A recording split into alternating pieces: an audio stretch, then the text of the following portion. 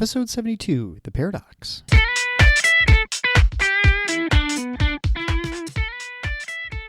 Welcome to The Paradox with your attending, Dr. Eric Larson. He is a practicing anesthesiologist and clinical assistant professor at Michigan State University College of Human Medicine. Listen in as he takes you behind the scenes of what practicing medicine in today's ever-changing world is like with another doctor.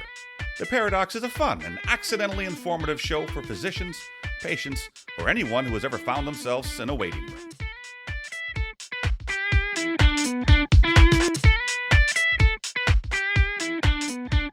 Welcome to The Paradox. I'm your host, Dr. Eric Larson. Thank you for joining me as we explore the U.S. medical system in a fun and informative format through expert analysis. And today's expert is Dr. Philip Eskew. Dr. Eskew is a family practice physician who has his own DPC practice, also practices correctional medicine, which is new for my show. He also has his GAD degree and an MBA because 2 professional degrees is not nearly enough. Most notably, Dr. Eskew runs DPC Frontier, which is a very commonly used website for people who are looking for direct primary care practices. But because of his legal degree, it's a place where he also has a lot of resources for direct primary care physicians and patients, but mainly for physicians, on legal problems and issues, contract law, and sort of dealing with federal regulations when it comes to medicine that anyone in practice would need to know, and certainly people in private practice who are trying to operate without having a large system and teams of lawyers behind them. It's a way of at least navigating a lot of the commonly asked questions. In addition to talking to Dr. Eskew about his career and sort of the role as having a JD and MD and MBA all combined and what that has done for his career and entrepreneurship, we're going to discuss the transparency issue. And I've seen a lot of physicians write about this and talk about this, and those who are looking for more of a market-based approach to medicine are really promoting this as if it's the next great thing. And I think it's important to sort of be a little bit more tempered in our excitement of having an executive order from the Trump administration or potentially a law passed by Congress that guarantees price transparency within a hospital system. Without a doubt, it's very important to have transparent prices and an idea when you're a customer, or in this case a patient, coming for a procedure, because many of them are known when you come in to enter the hospital system, but not always, that you have some idea of what the cost is. But of course, as we discussed in the show many times before, the cost of something is very different than the price. And also important to note that the amount paid to the hospital system, or in this case, maybe it's a manufacturer of devices or the pharmaceuticals, is not paid entirely by the patient. And so because of that reason, the patient generally doesn't have as much stake in the cost, or at least doesn't feel like they have much choice.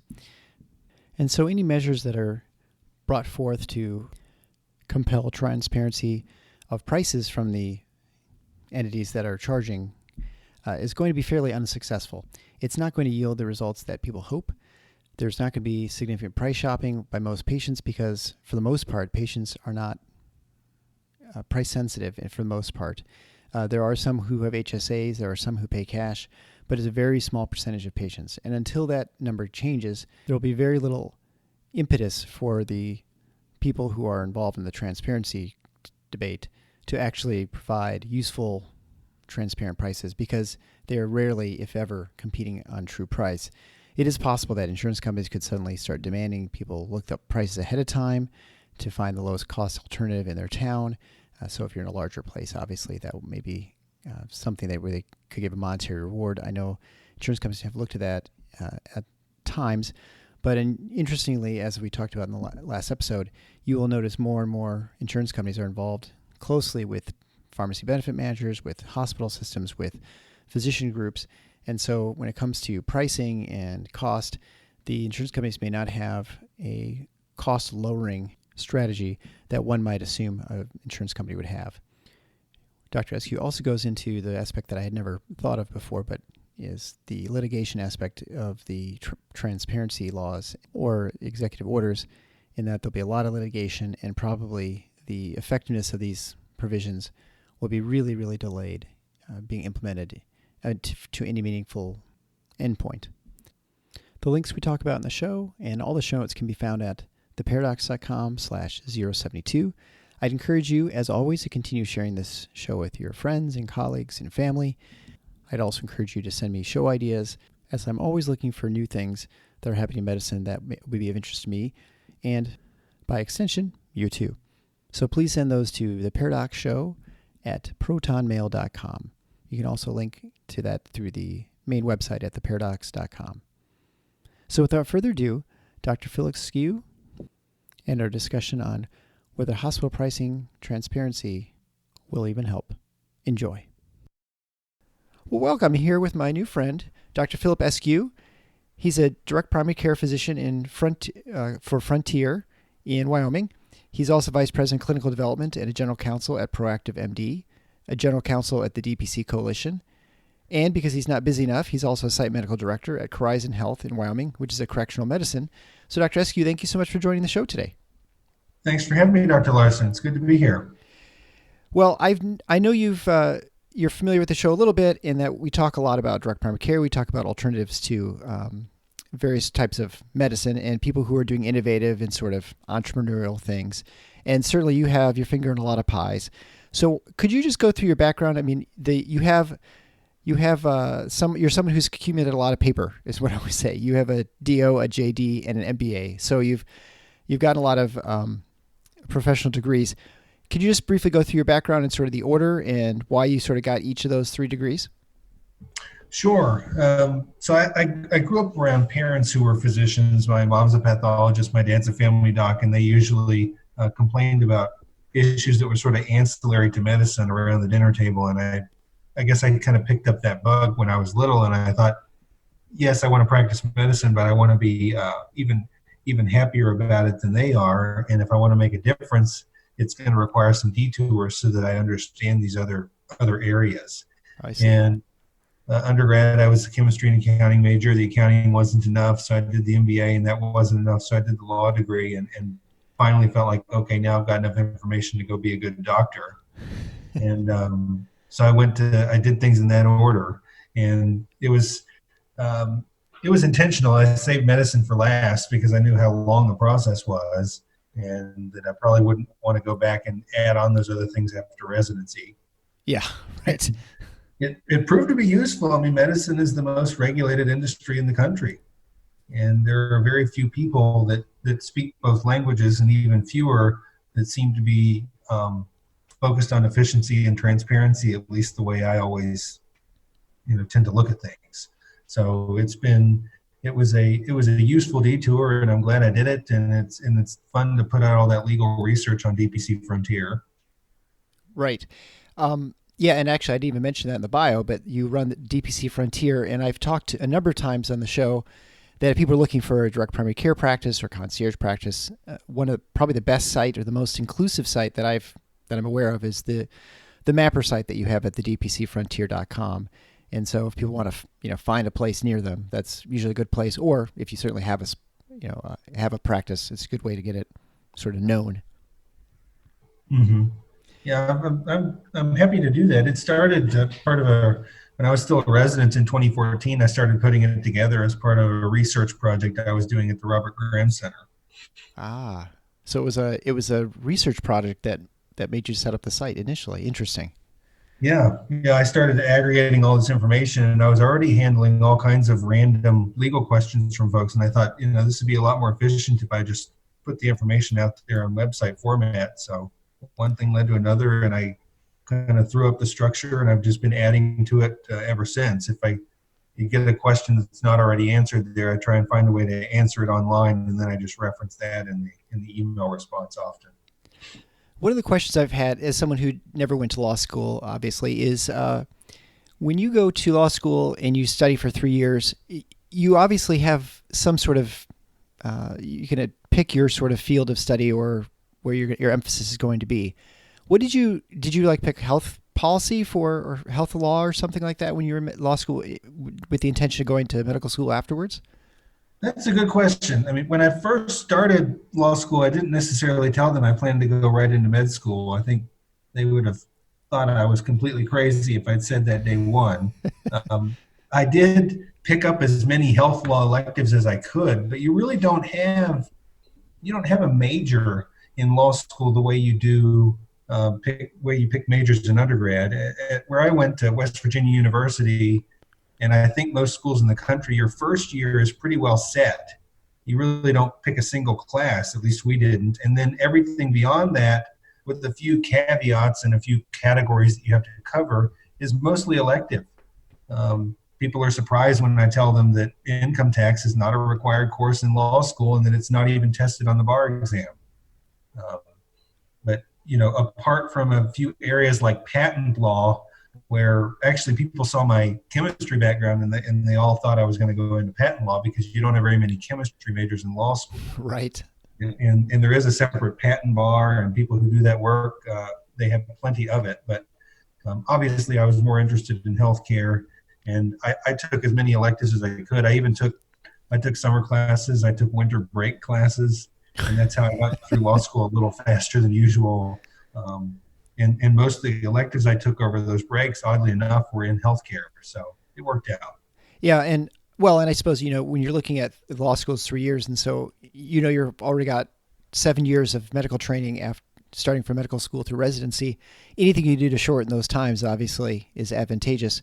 What did you do for your business degree? Because there you definitely specialize in some sort of field of business. So what did you choose with the MBA? Mm-hmm. Well, when I was in MBA curriculum at University of Kentucky, I took extra electives in health administration. They had an MHA degree that they offered as well. So any electives I had there, I usually took MHA courses, and I was hearing from, we had hospital CEOs and all kinds of guest lecturers that were in. And, looking back on it there, I mean, most of those classes were pretty frustrating because they all talked about the system as it is, and nobody seemed to, at least my professors, unfortunately, didn't seem to be looking at anything too innovative. Right. You have to learn what's broken before you can fix it sometimes, unfortunately. Well, right. I mean, and it's just like medical school, right? You have to know what normal is before you can diagnose what abnormal is. So clearly, if you have, a healthcare system that you think is broken, you have to know how it's working before you can figure out, how to fix it, right? Mm-hmm. So obviously you're prescient in the sense that you were in a resident and you were looking at DPC. So had you planned on that even when you were in medical school? How did you find out about it, and how did you end up or did you go straight into direct primary care, I guess, right after your residency? I got in an argument with one of my law school classmates before I ever started medical school about what would later be known as direct primary care, and I really don't think it was broadly discussed with that phrase back in 2008 when I was arguing about it. But that was the year I finished law school and the year I started medical school. So I knew going into it that I wanted to do something like that. And it wasn't totally committed to family medicine versus internal medicine, but the more I looked at both groups, family medicine was more outpatient focused and more natural DPC. But in going into med school, I kind of knew I wanted to do something like that. And there's really no place, I don't think, at least in the medical system as it's currently constructed, that gives you more freedom than being a family physician in a DPC setting. Sure. There are lots of areas of medicine where you have kind of limited flexibility these days. That's why I think Keith Smith, who does anesthesia, has impressed people so much with what he's done in Oklahoma City, because anesthesia is not one of those areas where people think of, oh yeah, you got a lot of autonomy. Most people are hospital employees and they don't see a way out. If you're an ER physician, it's pretty hard to ditch the ER setting and try and start your own standalone ER, which is almost impossible, but they do certainly work in urgent care settings. So there are some areas that lend themselves to more freedom than others. And family physician as a DPC was about as free as I think I could see things. Yeah, if you look at the market, it's certainly easier as someone who's at, and I don't mean this in a derogatory sense, at the bottom, as far as the cost of care, right? I mean, if you're going to see a specialist like a neurosurgeon, you have to have a tremendous amount of infrastructure and capital investment to be a neurosurgeon. You have to have Right. operating rooms and, Microsoft. You could be a family physician or internal medicine physician, and you can operate with very little overhead. And obviously that lends you more opportunities to find a patient base too, or people who can afford your services, since your services aren't going to be tremendously expensive. Mm-hmm. I'm an anesthesiologist. And so, although I would say that we are not necessarily all hospital employees. We are certainly bound in many ways to hospitals and the systems and the way which they conduct their business. I mean, Keith is unusual in that he set up his own surgery center, and he was able to sort of create his own system. But even that is not easy, right? Like you mentioned, Right. it is complicated. There's a large capital investment. You have operating rooms. You've got to have all the sorts of equipment, and I mean, there's certainly, even if you're outside the third-party payer system, you are still definitely within the regulatory network of OSHA and the FDA and all those other alphabet soup agencies. And so it's it's a big venture to try and I agree with you 100% on the overhead piece. I think the overhead for DPC is pretty low. I mean, some groups choose to make it higher, but you'll see people quote anywhere from as low as maybe even 20,000 clear up to 200,000 or much more, depending on where you buy physical structure. The lowest overhead group historically, I think, and even more so with the internet age, is psychiatry, right? I mean, right. All they need is a laptop. They don't even need an office. They can just do everything over telemed. And if you look back at the records about physicians opting out and doing things on a private cash pay basis, I think that's why psychiatry, at least historically, was near the top in terms of volume of people doing that, because it was so easy. But the other reason I like family medicine is just because it's sort of easier to market, because we're used to dealing with the undifferentiated complaint. Right. Right. And if we would sort of step out and lead this process, I think the more you see DPC grow, the more you see cash transparency grow throughout the system, because we're the ones who are, we should be the ones knocking on everybody else's door, knocking on pick any specialist, right? And we should be the ones poking them and saying, hey, what's your cash pay price? Because I got a cash pay patient for you. Right. Well, and I've talked to a number of people who are, I would say, not in any way in sort of the non-traditional mode of providing care, and they're presented with people who have non-traditional ways of paying, right? The cash pay base, and they recognize that it's something that they have to address, and there's certainly there are patients there, and the more those patients there are, the more likely they're going to create a market, whether they had ever planned on that or not. And I think, even for like with Keith Smith, we'll talk about how even his surgery center in Oklahoma, people may not even go to his surgery center, but they take the prices quoted there and then go to their local hospitals and can use them as sort of leverage for getting lower prices and say, well, I can just fly to Oklahoma City. Why don't you just do my gallbladder here for $5,000 or whatever it might be? Right. And so you're going to, and I know it's funny, I have a DPC doc here in Grand Rapids, and we don't have a huge DPC presence, but we do have some, and it's growing, which I think is probably the case most places in the country. And I keep getting questions from her because, of course, I know all these surgeons, like, if she needs a surgery for one of her patients, how does, who to contact? And so I know a number of surgeons, and so I'll ask the various specialists who I know. And just, today she was asking me about a urology procedure. And it's interesting because, well, not surprising, maybe not that interesting, but that it's much easier to talk to the groups that are private versus the ones that are employed as far as finding a cash price. And so it shows definitely the value of having independent physicians available within your area, which is not always the case, I suppose, in some places. Right. I would agree.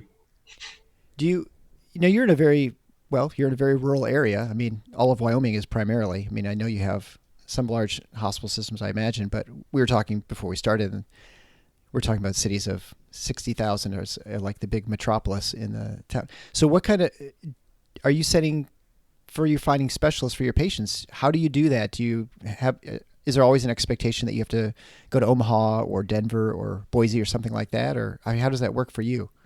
There is an expectation of increased travel, I think, and that goes for a lot of rural America, not just Wyoming. Wyoming's neat in that a lot of the population is heavier at the state borders anyway. There's some statistics that would kind of surprise people. We've got several hospitals that I think are decent size in the state, but there's not a single NICU in the entire state. Oh. Yeah. So, you get groups like, Cheyenne is only an hour and a half from Denver. If you go to the western part of the state, Evanston, it's only, it's a little over an hour from Salt Lake City. So there tends to be these patterns where people are used to driving certain places. But I think in some ways it's a mixed bag. If you're doing DPC in a rural setting, then your patients, I think, already expect more of you in terms of broad scope because they don't want to travel unless they need to. And unlike a suburbia or an urban setting where there's a specialists all over the place, and they're maybe more likely to sort of self-refer straight to dermatology for their rash. In these settings, dermatology is an hour and a half away, so they want you to deal with it if you can. And I think that pressure is a good thing in DPC. But the other thing that happens is people who live here are used to driving, and so we'll pursue. You pursue a price transparent contract with a variety of places that if you're in Baltimore, you're probably not calling groups in Washington D.C. to see what they charge for an MRI, right? Because your patients you're going to look at you like, what, you want me to drive all the way down there?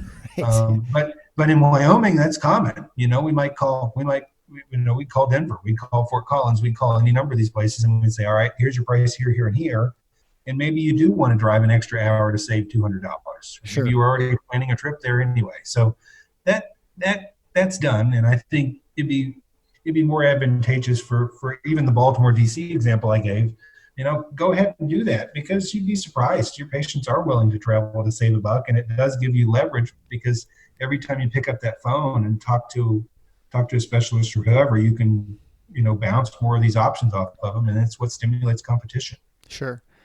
And I guess one of the things I wanted to talk to you about, and it goes to the price transparency, is there've been a lot of physicians I've seen online who have been very excited about the Trump administration's push for the posting of hospital prices and I guess for procedures and for stays and just greater transparency.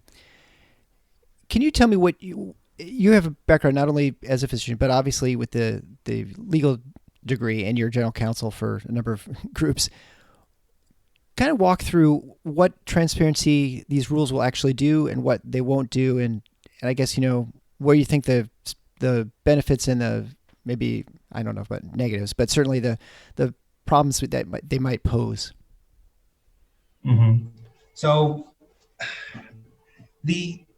I think the problem, sort of bird's eye view, is that the devil's in the details, and in order to get this stuff passed, the hospitals will argue that they need to make it easier to comply with.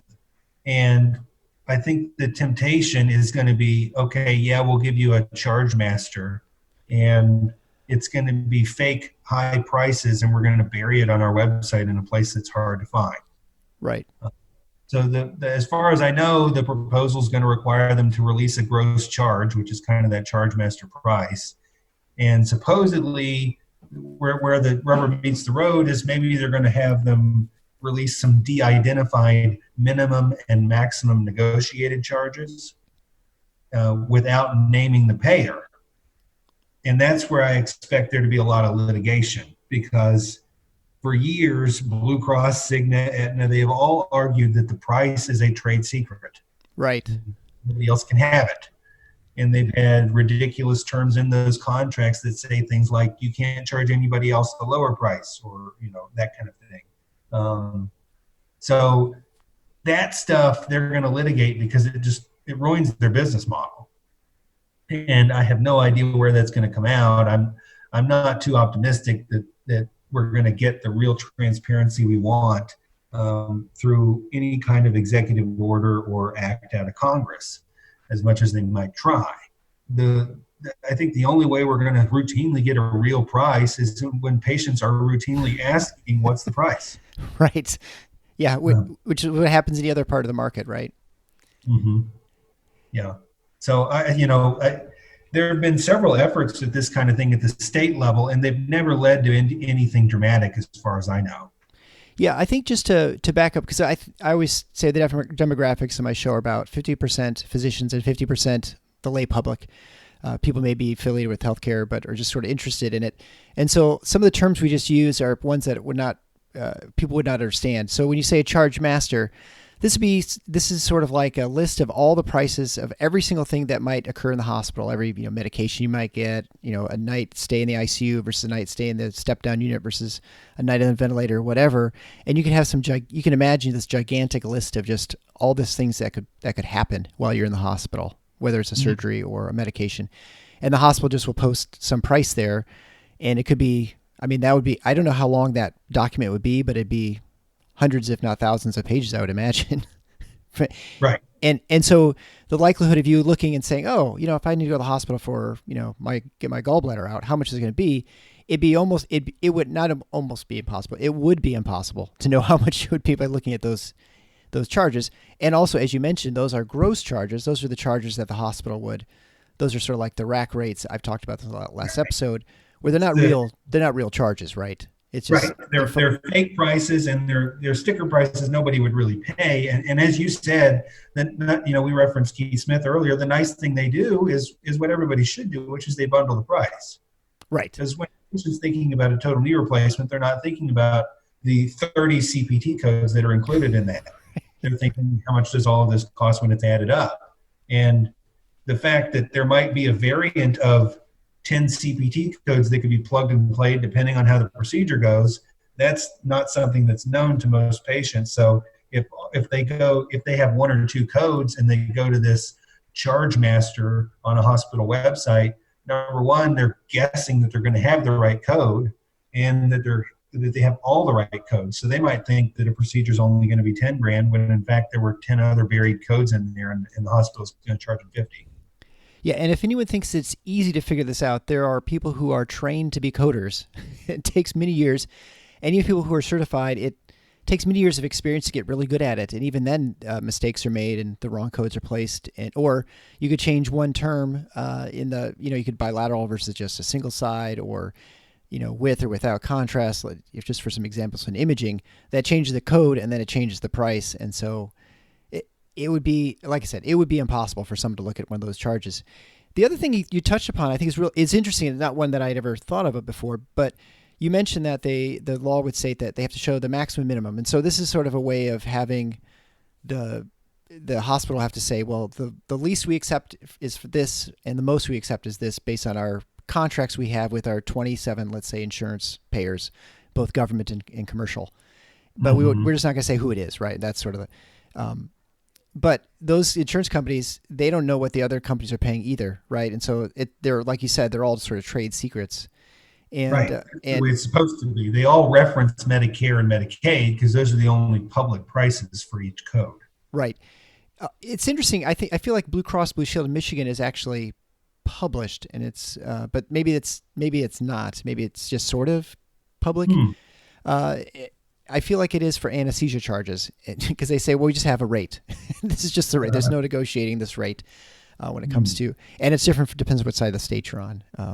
But anyway, that's something entirely. That's a really strong arm negotiating tactic. But, well, when you control most of the market, right, you have the power. And I talked about this in my last episode. If you have a small portion of the market, you have very little leverage, and the providers, the physician groups, they can sort of dictate the prices. If it's the other way around, then it's obviously the other way around. And the insurance company can sort of dictate the prices and just, this is what you're going to get. Enjoy it. You better like it. I will say if people are looking for an example of kind of what things should look like, I've got a price transparency page on DPC Frontier. So it's under the resources tab, and then you click price transparency. And there is a hospital that's doing what everybody should do already, believe it or not. And it's St. Luke's Hospital in Bethlehem, Pennsylvania. They have what they call a price checker feature. Huh. And it's got a simple little search box, and you can type in there and look at a variety of categories from procedures to imaging to lab services. And they actually do give you a price, but I've not seen any other hospital system do that. Yeah, and it's interesting, and people never believe me when I tell them this, but the hospitals were never designed to figure out the cost of anything, and right. And it is a model that I don't think you have to be in business to just say, well, how do you have a business where you don't know how much things cost? Like, how could you even provide how could you even run anything? How would you know how much? And I will see, and hospital systems have a lot of problems. Part of the problem they have with transparency is they don't know how much things cost. And you might think that's impossible, but there are so many people involved in the care. And then it's a matter of how do you attribute the care, the services to whatever, the surgery. And I'll give you a brief example. So since I'm in the OR all the time, I was thinking of surgical examples, but let's say you get your gallbladder. Well, the hospital well knows exactly how much supplies they use, how much, anesthesia gas, how much time it takes in general, how much labor and personnel are involved there. But the thing they never are able to really account for is how much you charge for the hospital bed, for the people cleaning the bed, people at the facility, the advertising, the market, the overhead. Like how much of that do you attribute to that one surgery? And so it's really hard for them to sort of figure out really how much something costs, because there's so many other ancillary services and parts of that process that, and the way the hospitals are designed is they're generally very, what's the term, I suppose, siloed in that sense that there's, pharmacy is their own department and you have the laboratory's own department. So they all have their own budgets. And so they all sort of fight over, what their charges are. And so they can easily have savings in pharmacy, but at the expense of like tremendous overages in laboratories or something like that. And so I like the word fight because they pretty much expect to fight. They expect to fight with Medicare, they fight with Medicaid, they fight with the insurers, and then cash pay patients. I don't think anymore because you see so many stories, but at least for a while, we're surprised that the hospitals were fighting with them. It's what they do. They incentivize these upcodings and these missteps, and anytime they misstep, it's always on the high range, not on the low range. And then they expect you to catch it, point it out, and litigate it with them. And I think too few patients historically have done that. And we really shouldn't be so wary of pushing back on hospital pricing. And certainly in the ER setting, all those things, I tell people this when I speak at conferences, especially for patients of DPC physicians, whatever contract you signed when you got to the ER was under duress. It's an adhesion agreement. It's not enforceable. And you can litigate your way to fair market value in small claims court after the fact. Don't pay that ridiculous hospital bill. You do not have to pay that high price. Can you explain the part where you're talking about the litigation for the trade secrets? Because I'm very curious of the legal implications of that. And I mean, anytime you talk about legal implications, you're talking about suddenly years in delay of implementation of whatever plan it might be, so that, as you said, executive orders can be overturned and certainly not followed through the courts. So what would Blue Cross's, if everything's de-identified, meaning there's just a price there, no one really knows who it is outside of the entity who's contracted with the hospital, how would they have a right to sue the hospital or whoever? I mean, or I don't know if they sue the state or the federal government. I'm not sure who the parties would be involved. So the way it would work is the hospital would be, I presume, would be the one mandated by this executive order to release the price. Right. The hospital would turn and say to the insurer, hey, we're being mandated to release this price that you view as a trade secret. And then the insurer is given an opportunity to tell a judge why that can't happen. And this is a common, I don't know all the inside mechanisms. I'm not a litigator myself, but it's common in historically the place you see this a lot is under FOIA requests.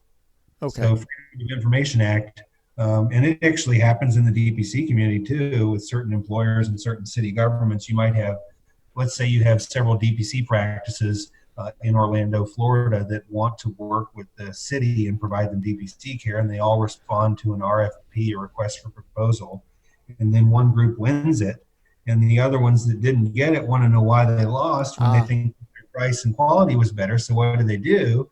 They submit a FOIA request to the city, and the city turns to the winner and all the other bidders and says, hey, this person wants to see all the information, and you submitted these prices, these plans, these protocols, which were confidential and proprietary to you. And you're given a chance to sort of say to a judge why certain things should be held out. And so it's going to be the same thing when the insurer is talking to a hospital. They're going to say, while the FOIA example is a little bit different, they're going to say, look, this is why our price can't be released. Yeah. Well, that makes sense. I can definitely see the right. And we've had that. It's as a group we have to negotiate with hospitals, and so if the terms of our contract we're seeing, our competitors may come and say, "Oh, well, now we know how we can undercut some service or charge a different rate, or we can see what you're." It sort of obviously gives your competitors an unfair advantage to know sort of where to beat you, right? Right. Yeah. Okay. Well, that makes more sense than I guess I can see. And I can definitely see how the insurance companies would have that, right? And you can imagine 50 state courts where you have these things working their way through, or maybe even on the federal level, or I don't, yeah, that would be. This one should be federal, but yeah, it would be a mess. Yeah. To sort of change tracks a little bit, you mentioned your practice. You're located by one of the correctional hospitals. And so you practice correctional health. Can you describe briefly what that is? I mean, I suppose people know, corrections, prisoners, but what is that, and how is that different than sort of regular family medicine, let's say? So correctional medicine, at least for me, means being a prison physician as opposed to a jail physician. And at least in Wyoming, our prisons are pretty small. And so it's much, much more similar to DPC than I ever thought it would be. And when I first started doing this after residency in 2015, I didn't know I would like it this much and that it would be this interesting. So the main prison that I'm at, that I was at today in Torrington, it's about 600 to 700 patients in the entire facility. We've got what most people would think of as kind of a step-down unit. We can do dialysis on site. We do x-rays on site. And I do broad scope family medicine. I don't do any coding at the time of the visit. Often my visits are 30 to 60 minutes. We do as much as we can here. We have a direct line of communication with patients. They don't have email, but they do have old-fashioned letters, and it's literally a captive audience. So it's not difficult to see people when they need to be seen because they're all right here. Yeah, right. And it's, since I'm in a prison, I really don't deal much with a lot of the things people think of in a jail setting, which is much more like an urgent care or ER. So it's very rare that I have anybody going through any kind of withdrawal. Okay. Mm-hmm. What we do really well is chronic care management, chronic condition management, which is the most important part of DPC. A lot of younger patients sort of see DPC and they think, oh, I'm not going to have to pay to go to the urgent care. And that is a goal, not a promise, at least not if they've drafted their contract correctly. But, the real value is in the chronic conditions. It's in the well-managed diabetic or myasthenia gravis, or pick any number of things that sure. are chronic management. So it's similar. So I guess my question then would be, when it comes to correctional health, why direct primary care? I mean, traditionally, I would think they would just hire a physician to come by and see people. How is it different with you versus, I imagine, what the sort of the usual method of taking care of prisoners? Mm-hmm. Well, I think, like I say, I probably lucked out being in Wyoming because it's so small. The nurses know the patients, and I should clarify, they don't pay me monthly fees the way you do in a typical DBC setting. Oh, okay. I'm salaried when I'm here. Oh, I see. Okay. Right. Yeah, but it works because of the size of it. The EMR we have is nothing spectacular. If we had 5,000 patients at one site and we had 20 physicians here, then it wouldn't have the same effect because there'd be too much round robin. There wouldn't be this efficiency and the sort of a long-term relationship like you want to see in a typical DPC practice. And because we're so small, we get that effect. And when you started your career, I mean, you clearly were pointed towards medicine. You say your father was a pathologist? My mom's a pathologist and my dad's a family physician. Okay, so your mother's a pathologist. So I imagine the stories, at least your impression of medicine, was very different hearing from your mother and your father, right? Because your mother was hospital-based, almost certainly, right? And then your father wasn't. So what sort of things do you remember growing up that they would complain about, and things you thought, oh, I'm absolutely going to avoid, X, Y, or Z? It would be, my dad did a lot of public health work at a local public health department, and he would he would want to treat any number of patients a certain way, and maybe be told that, there'd be some sort of regulation in the way, or some sort of insurance coverage determination in the way. I'm I you know I'm 35 now, so I don't remember the details at this point, as exactly what they complained about back when I was 12 and 14 and all this stuff was being imprinted. But it was all centered around, they can't do what's best for the patient because of any number of people who put a policy in place and really didn't think it through and didn't think about what the impacts were going to be. And so when you look at all your ventures, it strikes me as they all sort of have a common theme in that you're operating in a way that you don't have as many people telling you what you can and can't do. Right. And there are certainly, you might scratch your head and say, well, how in the world, how are you doing anything in the prison? And I do, there is an approval process for when patients are sent off site from a security standpoint, from a medical standpoint. And some of that takes some getting used to, but it's not, I don't have this anywhere near the amount of paperwork that I had just for regular work that I did in residency, where we were getting, prior auths for generic medications, even generic over-the-counters on Medicaid patients in any number of kind of crazy scenarios. And you don't see that. You don't see that in correctional medicine, at least not where I do it. And you don't see it in DPC in the on-site clinic space with proactive MD. It's not something that's common to DPC. And any number of DPC physicians will find themselves being asked to do prior auths from time to time. And to those people, I would ask them to look up a video by Greg Zydiak about how to passively aggressively deal with prior auths. It's quite entertaining. And if everybody did that, we'd be done with them. Is that where he wants to charge people money for his time? Yes. He basically tells the insurance company, you're wasting my time. This isn't about patient care. And if you want me to waste my time, then you're going to pay for it. And eventually he has these fax wars back and forth with them, and then they kind of give up, and he doesn't get them anymore. So. One of the physicians I talked, Dr. Hunt, who was a faculty at University of Virginia, I believe it was, did the same thing. And then his faculty, the dean or someone said, we don't do that. You're not allowed to do that anymore.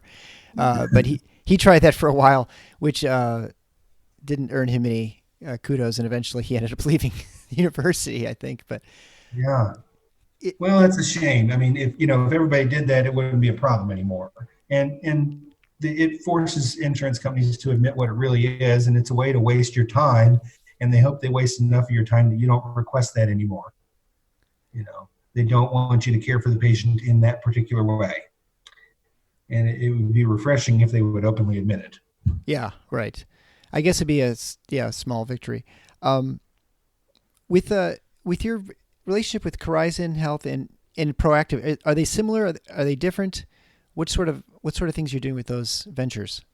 So in Horizon, that's the entity that has the contract here in Wyoming. So I'm an employee. I see. And, okay. I hope give them ideas, at least at a local level, on how to do things and how to make the process a little better. But with Proactive MD, I'm an officer in that company, and it's an on-site DPC focused clinic. And so we have practices in multiple states, South Carolina, Indiana, Michigan, Ohio, and they are historically, although this is going to be changing some, they've historically been on site for large employers. And we're going to have some that we call near site, which you would think of more as a community DPC clinic. So in those situations, you have employers that have been getting messed over by the system, and rather than having scattered or minimal primary care, they want to just bring it on site. And there have been entities out there for decades that have had on-site clinics for large employers, but a lot of them have been kind of glorified Band-Aid stations, or they've limited themselves strictly to workers' comp issues, which is just not very helpful at really providing ongoing chronic care and really making patients live longer, stay at work longer, and reducing healthcare spend for the employer. I see. And so you're basically in a sense, sort of franchising direct primary care, right? I mean, to across the country. I would steer away from the word franchising. I guess, if the main question is why would an employer work with proactive ND versus a traditional practice? Number one, I have no problem regardless of what they do. I just want them to embrace DPC. But Yeah. the reason they would often look to proactive ND or somebody similar is because they want a bunch of data. And data has been a problem in medicine, I should say, broadly for a long time because it's been a garbage in, garbage out issue. They're measuring the wrong widgets, and their efforts to measure widgets only make us more inefficient since a lot of it's coding based. Right. And DPC is literally trying to rebuild that, a new widget system, if you will, a new way of tracking things that doesn't get in the way and also measures things that are worth measuring. And that's both from a quality standpoint and from a cost standpoint. And that's where I think we do some things differently, at least proactive. Obviously, I'm biased. And we present that information back to the employer and to the broker to prove that what we did was what made the difference. Because if you don't track some form of data that you can present back, when there is savings at the end of the year, the broker who may be antagonistic to your efforts will be happy to take all the credit. And you have to be able to point that out. And it's happened to a lot of sort of standalone DPC practices that were relying solely on downstream data. It gets used against them in bizarre ways. Could you give me an example of that? Because, we always hear big data in medicine and, it's going to change everything. And I think we've seen that to this point, it's done nothing as far as most practices. What sort of examples do you have of data that would be actionable, that you'd say, hey, this is a metric we have collected and it's not, taking tons of your time to gather, that proves your value to an employer, some large employer? Mm-hmm. So there's very, very simple things that anybody could do, starting with tracking your touch points with the patient. So it wouldn't just be in-person visits, it'd be text, emails, phone calls. And if you have software that does that easy on the back end and doesn't require anything from you, I see. That's one way to sort of prove it. And that comes across independent of any kind of code, because the trick that some DPC practices can fall into is that you'll have a broker who says, well, you don't really need the code. We just need these, we just need one or two codes from you just to know you exist. And then they compare the one or two codes you submit to the 10 codes that were submitted in an effort to mark up things and get a bunch of payment from some physician across town. And they argue that a lot more care was delivered over there than what you did. I see. So you have to have that sort of switch over, and you have to be able to defend yourself in creative ways outside just the coding system. Right. So the example would be like we handled 4 emails and 3 phone calls from this patient over the last 4 months. And that would be 4 urgent care visits 2 years ago before you had our service. And so the amount of savings you had is tremendous, or, right. That's sort of, right. That'd be sort of okay. Well, that makes sense. Stuff should be, it should be the downstream stuff, because that's more objective, right? Anybody can sort of say you had an email when maybe you didn't, or click a button and say you did something you didn't, which of course happens all the time when people's review of systems in their regular EMRs, which is kind of insane. So that, if you want to get around that, then the way you look at system usage over time, but that takes years. The first year or two when people join a DPC practice, especially when patients sort of select on their own, it's not because they're really healthy, right? You don't have some, 39-year-old with no medical problems beating down your door trying to have an office visit. It's somebody with an uncontrolled chronic condition that's been neglected by the regular system. So when they're first there, you do a lot of extra work. And then once you, fixed, for lack of a better word, fix the problem, then they reach a cruise control state, and you don't see as much or hear as much from them, presumably. And if all you're doing is looking at this short-term downstream claims data, you might see it go up briefly, but long-term it'll go down. You just have to trend it long enough. So finally, I'd like to switch again and go and talk about your DPC Frontier site. it sounds like it was originally a research project and then it sort of became a housing for all the sort of things, your thoughts and useful resources you thought people who are in direct primary care might find, or people who are interested in finding out more about it. Can you briefly go into what's at DPC Frontier, and then, let's just start there first, I guess. Okay. So I originally built it to be a physician-facing website that would allow me to quickly answer legal questions almost without being asked them. So there are federal issues and state issues. There's a states tab with every state has its own little website. And as I find, a particular problem to the state of Massachusetts or Maine or Illinois or whoever, then I put it up on that page so that hopefully those physicians from those states will find it. On the regulations tab, there's a lot of federal issues. And then the resources tab has academic articles that are highlighted. It has lots of CME lectures, many of which are sort of open access on YouTube that physicians can find and review. Forms that I give away, either mine or that I found elsewhere that I can link to. The About page has a little bit about me and about Colin McDonald, who's an excellent MIT-trained engineer who's done a lot of work on the mapper. And for the patients that are listening in, really the thing that I have that's most useful to them, unless they're just sort of a nerd on some of this other stuff, is going to be the mapper.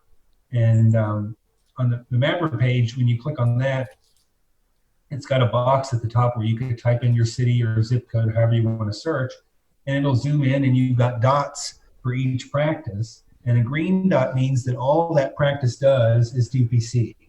If they're hybrid, it means that they're probably doing some fee-for-service, usually traditional insurance-based, and DPC. And if they're blue, it means that they're on site for a large employer, and they may or may not have the ability for you to sort of sign up independently.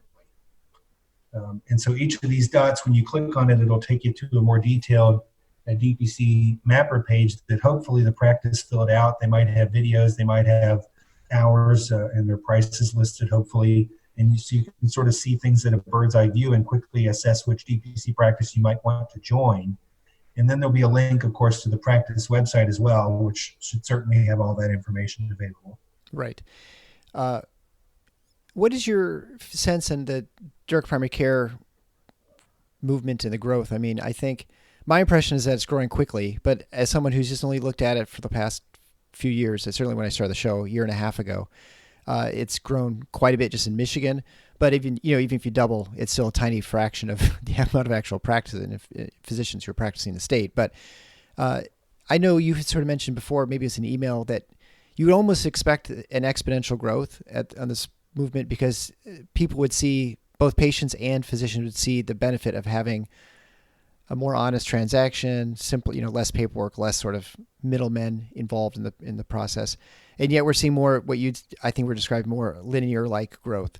If I had to estimate it, I'd say it's anywhere from 200 to 300 practices per year is what it seems to be doing. I do think the rate is increasing, and it's going to become a little bit more exponential, but it has been more linear. I think when I first put it together in 2014, I found about 250 or 300, and some of those practices fell out over time. There were certain chains of practices that didn't really pan out, and that can move the numbers kind of wildly when you remove a group like that. Yeah, it's been growing. I think one of the biggest sources of growth is kind of unmeasured in the sense that, as I was talking about earlier, there are more and more on-site DPC clinics that are not in the mapper because they're not really known. And what used to be kind of Band-Aid station, urgent care only or occupational medicine only is being pushed into or towards DPC. And I think that's been a large area of unmeasured growth. And it's been why certain large entities that even do things in-house, like Boeing, for example, or Rosen Hotels in Florida, that have kind of done something similar to DPC in-house for decades, those kinds of things are overlooked.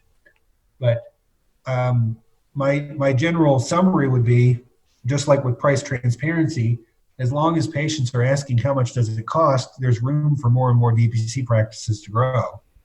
And I think they're growing. And one place I've been impressed with is actually Texas. There's been a lot of growth in Texas, and that's in spite of the inability of DPC physicians to dispense medications there, which is a hurdle and I think a problematic value add for those physicians.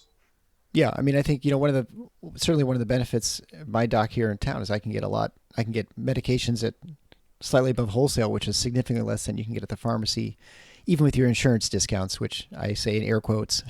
But right. And yeah, I mean, that's impressive but I think it's in many ways, the direct primary care is very a cultural, societal sort of, I'm not sure what the right term is, but it's one of those things, as soon as the physicians find out about it and the patients find out about it, then more people are going to be attracted. It's more likely to be successful. And so it's not surprising that it'd be more regional in some ways as it grows versus sort of a national movement. Yeah, there are pockets where it seems like there's a lot more of it. Denver is a great area for it. I would have said Seattle, and I guess I still should say Seattle and Washington generally. They've got a lot of practices in Washington State. Although recently, I'm going to be putting up a post on this in a few weeks. There's been some, for lack of a better word, just bizarre stances taken by the Washington Insurance Commissioner's Office, where I just think that they're misinterpreting their own DPC law. That's problematic. But I think that conversation will hopefully get corrected later this year. But at any rate, I guess to the point is that as you have more and more DPC practices in a certain area, it's a good thing. And I think you get patients asking for it, and then you get more practices open because they're aware of it. So you shouldn't be discouraged. It might sound silly to say this out loud, but I'll just sort of say it this way. I mean, there are probably 4 or 5 DPC practices in New York City, and that should not discourage you from opening the 6th practice, right? Right.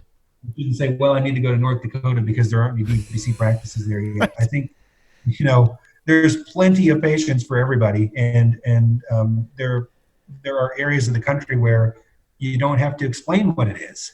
And not having to explain it means that people are more willing to join your practice, and sort of the sales process, if you will, is simpler for the physician, because then you're just telling people about your price and your value pretty quickly rather than trying to explain an entirely new concept of care. Yeah, well, absolutely. I mean, if you were to go someplace, I don't know, Mongolia, and try and sell burritos, it'd be very difficult because no one's ever heard of them and they've never eaten them before. Whereas, you can go to Southern California and you can open a taco stand anywhere, and just because it's part of the culture and people are familiar with it, so they're more likely to try it, right? Right. Well, I really appreciate the conversation. Thank you so much. Where can people find out more? I mean, obviously DPC Frontier is probably the go-to place to find out what you're up to. Is there a place to follow you on Twitter or on Facebook? Sure. I do have a Facebook account. I do have a Twitter account. I'm pretty lousy with social media though. I need to do a better job with Twitter. Facebook, I'm just occasionally on and answering a few DPC questions for other physicians, but I don't check it maybe once a week. But Twitter is my Twitter handle is PHILSQ and that's at Phil Eskew. So it's a play on words. It's a play on my last name. And then, of course, there's dpcfrontier.com is my website, and my email is phil@dpcfrontier.com. Well, Dr. Eskew, thank you so much for the discussion. I hope we have a chance for our paths across at some point. Thanks again. Thanks, Dr. Larson. It was a pleasure.